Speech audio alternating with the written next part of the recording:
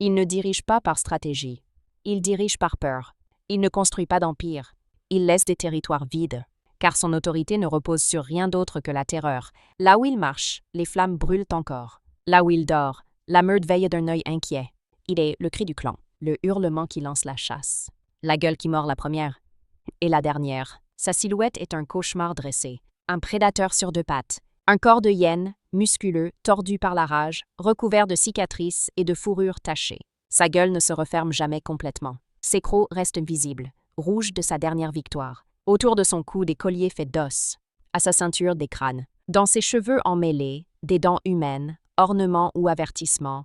Personne n'ose demander. Il n'aime pas régner. Il aime dominer. Ceux qui le suivent ne le font pas par loyauté. Ils le suivent par peur d'être les prochains à tomber. Il inspire la panique, puis la transforme en horde. Il vit pour traquer, pour entendre les cris, pour sentir le sang couler sur ses mains. Ses armes ne sont pas raffinées, mais elles sont efficaces. Haches rugueuses, liées de tendons, masses cloutées, lames brisées rougies par le temps. Parfois, il manie deux os énormes, comme un tambour de guerre vivant. Il ne fait pas de discours, mais il hurle. Et quand il hurle, tout le camp le suit. Les jeunes courbent les chines, les anciens se lèchent les plaies. Et tous savent que la guerre approche. On raconte qu'il est béni par un démon ancien, qu'il entend des voix dans le feu, qu'il a été choisi pour dévorer les faibles. Mais lui, il ne dit rien.